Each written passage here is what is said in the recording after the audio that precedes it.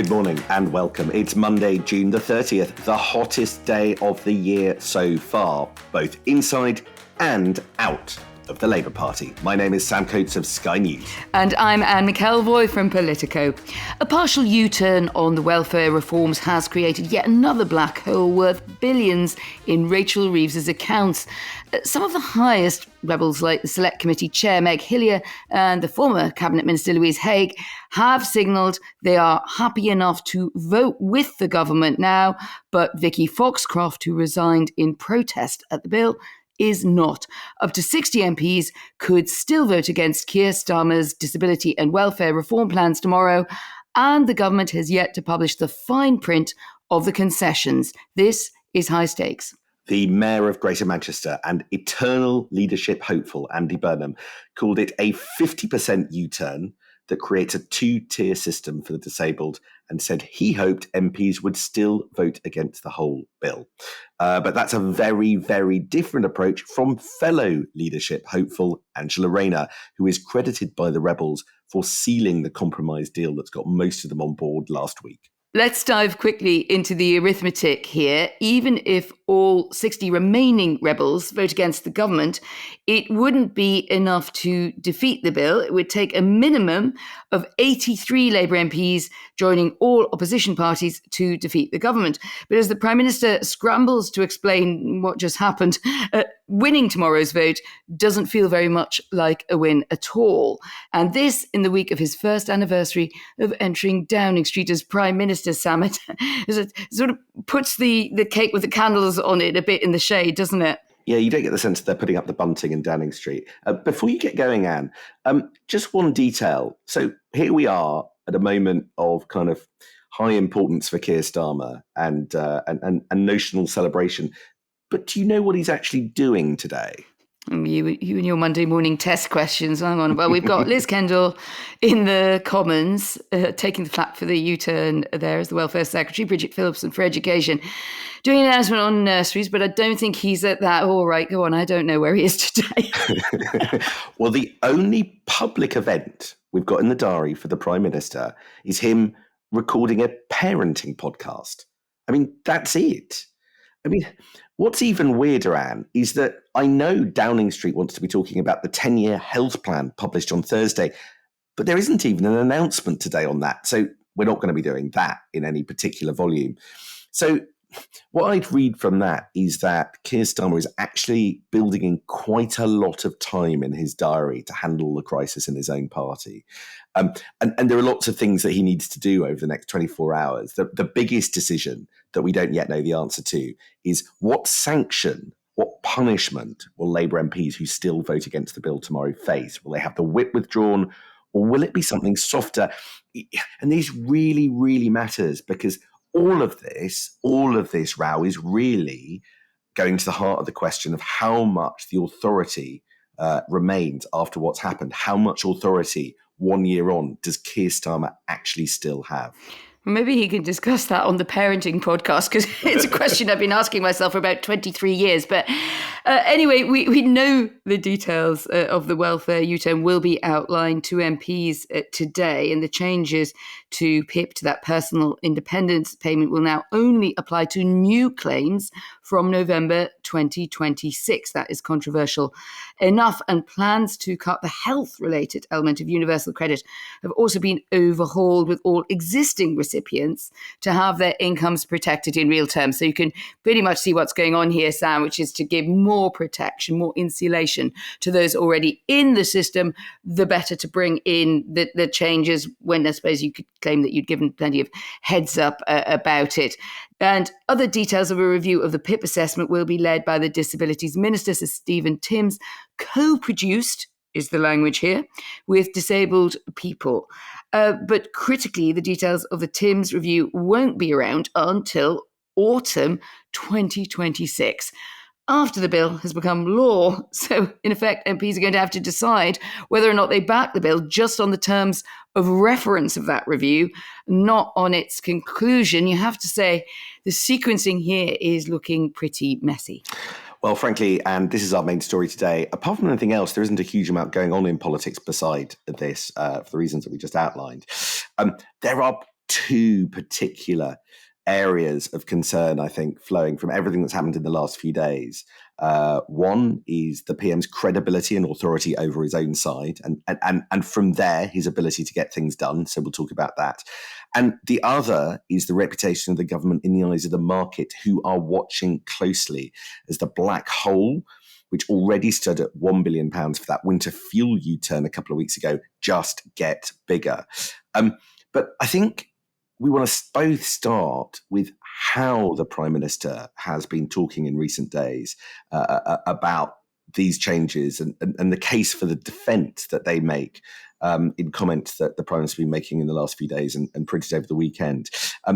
Anne, what stood out to you? What stood out to me, Sam, was in the middle of all of this, and I think we've already been able to dive into how muddled and complicated it is to get out of this mess on the welfare bill, and other criticism being levelled at Keir Starmer and his government a year into office. You can see that in the opinion polls and in the dive in his own popularity ratings, that he played the leadership card more strongly at the weekend than certainly I have felt he's played it for some time. And I'm thinking particularly of an interview with the Sunday Times with Josh Glancy in a lot of detail, which I read as something of a cri de coeur. It's very difficult, my job. There was an awful lot going on. I've had foreign stuff to deal with, code for Donald Trump, not only, but, it's been a very complex global situation. And there was a bit of a flinty self-defense as well. He admitted he had messed up to an extent on reforms. He said he wished he'd shared the plans earlier with MPs, though given the response to date, I think sharing it earlier would possibly have just led to pushback and rebellion a bit earlier, but that's a matter of judgment. At the same time, there was a lot of signalling, I'm not going anywhere. I've turned things around before. I have come through in my career against the odds. I have come through the Corbyn years in my own way, and I then took the Labour Party to victory. So I think it was a bit of a chin-jut from Keir Starmer to say, I have a personality. I'm more steely than you think. I'm going to get us through this. And basically, don't give up on me. I do think it's interesting, and I would say this, wouldn't I, that these interviews were done to newspapers, not to broadcasters. I'd love to see the look in his eyes, the steel in his face as he says that. The Sunday Times interview was not the only interview that was given over the weekend, and some of the interview sort of material, I thought was unwise. The one that I thought was most damaging, the one that I know is being discussed by Labour MPs with a quizzical look is a polite term, slight horror is another, was a very odd one. It was an interview given by Keir Starmer to his friend, his biographer, and according to some rumours, perhaps a future occupant of Downing Street, if key personnel already in there fall under a bus. And that's Tom Baldwin, which was printed with glee and splashed all over the front page of The Observer. I mean, all of that just hurts my head. Anyway, just to focus on the substance. In it, he appears to make concessions. He makes the case, as he does in the Sunday Times, that he's been terribly, terribly busy, so wasn't properly able to focus on the welfare stuff, but also, Anne, on other things. And once is more than enough for a Prime Minister not to concentrate. Admit he hasn't been concentrating, but more than once it starts to sound alarm bells amongst MPs. So what are you thinking of there, Sam? What specifically? Well, in particular, he disavowed a controversial speech that he gave earlier in the year about migration. Now, you'll remember that he gave a speech where he talked about Britain risking becoming an island of strangers, which to many people sounded a lot like Enoch Powell's infamous Rivers of Blood speech, where he said Britain's white population would be strangers in their own country. And that caused a huge row at the time. The left of the party denounced it. Now, he does two things. The first of which I can just about get, which he said that neither he nor his speechwriters saw it as a direct sort of lift of the inferences of the Enoch Powell speech. And you can say that's naive or not, but I think you can just about take that at face value. But the bit that left me flabbergasted is that he said, well, we shouldn't blame his advisors or anyone else apart from him for the mistakes. He should have read through the speech properly and held it up to the light a bit more. Now, Anne, This is a prime minister telling us he doesn't read his own speeches properly, right? So just roll back. This is a prime minister, first of all, acknowledging the kind of, the glass wall in the system, which is that other people write his speeches, but then telling us he doesn't own the speech's content. I have never, ever seen this before from a prime minister, acknowledging that, he is conceding this sort of conceit that we sort of know is true in politics. But I never thought I would hear a prime minister talk about out loud that somebody else is producing his content and his job is to read it. But sometimes he ends up saying things he doesn't really believe in. What on earth is he doing saying that? Because if he's just somebody who says things that other people write, without really owning them, what is the whole point of the speech? A speech is a moment where a prime minister gives a definitive view from him about what's going on. Sure, other people can contribute, but unless you own the words, is anything he says really carrying weight and meaning? That was quite an admission. I think when we were sending each other notes earlier about it, I just put in the margin, blimey. I hadn't quite taken that on board for what it was. I suppose, sometimes we just see things a little bit differently, Sam. And I focused more on that line about he didn't hear the echoes of the infamous Rivers of Blood speech. And he said, I had no idea. My speechwriters didn't know either. Now, what I take from this is a degree of, you can call it naivety, and I'm not just trying to be rude here, but why do you have speechwriters? And no one about you with any institutional memory of one of the biggest speeches and most impactful, controversial speeches that echoes through the decades through British politics on migration. This is a sign of a not very rounded operation, I could say. And also, I'm quite surprised that Keir Starmer, I think one thing we often forget about Keir Starmer is he came to politics from the law relatively light. Since then, he's had actually an extraordinary rise. He's been very focused on where he wanted to go next. I think what is missing there is the hinterland.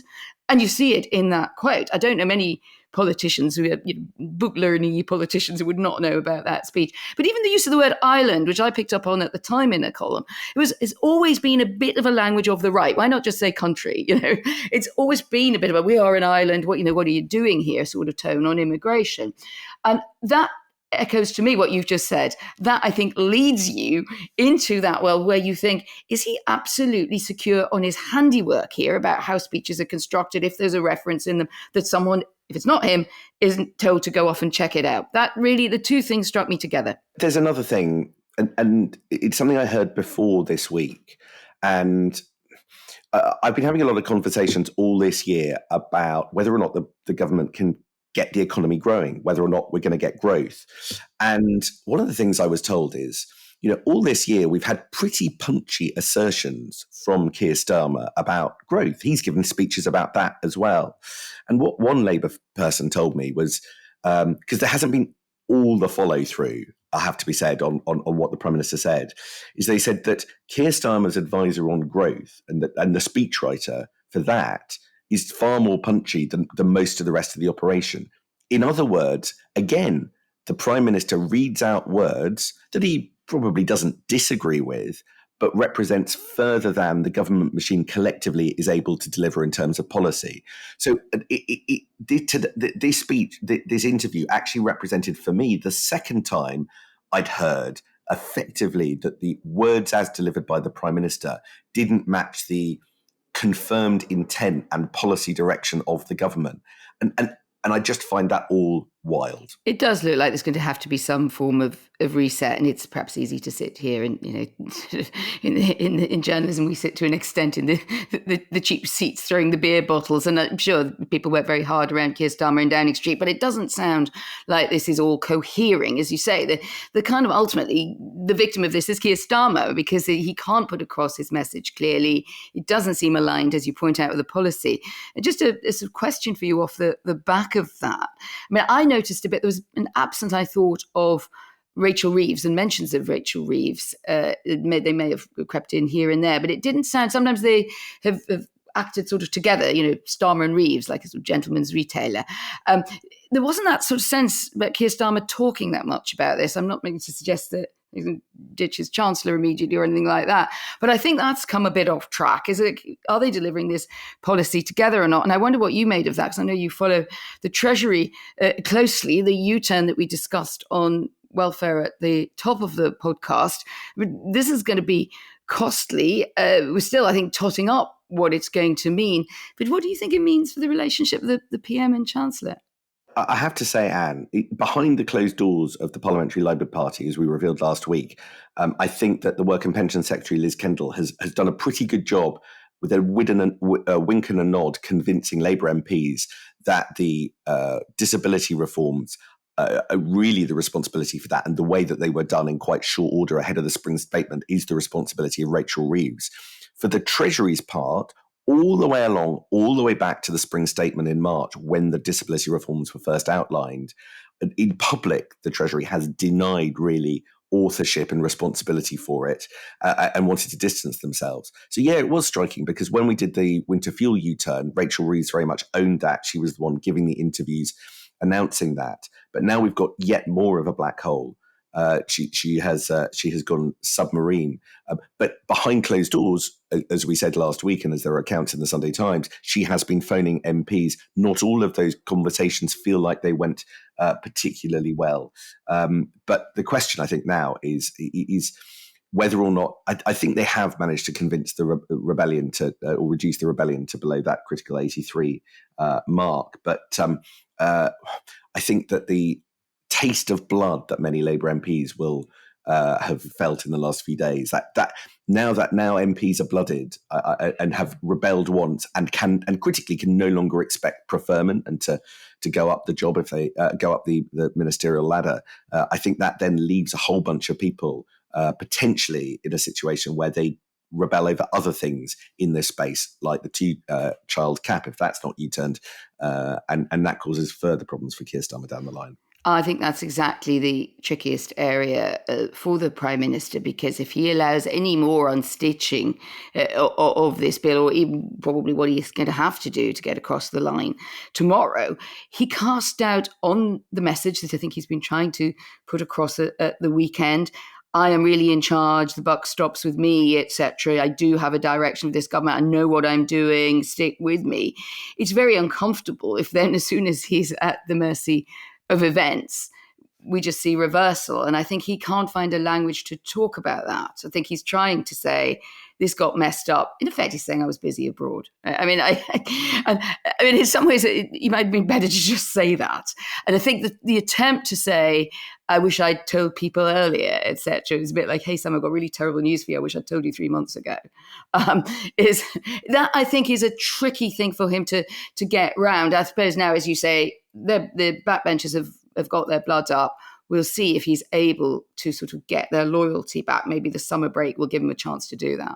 I want to just say a quick thing about cost. There are lots of figures floating around. I can see 3 billion in Playbook. IFS, I think, said 3.5 billion. 1.5 billion was a figure pumped out at the end of last week, and there's no clarity from Downing Street this morning, even though I was asking. Rebels were told that the cost of the concession was 8 billion over the spending review period. So that's 8 billion between 2026 and 2029. Now, remember, these reforms are backloaded, and this is all complicated, but this is an £8 billion climb down over a 3-year period. The big question, that sounds like a lot of money. That's a big black hole from what I can tell. But as a proportion of the overall welfare reforms, I haven't really been able to calculate it's 8 billion out of what, of the savings.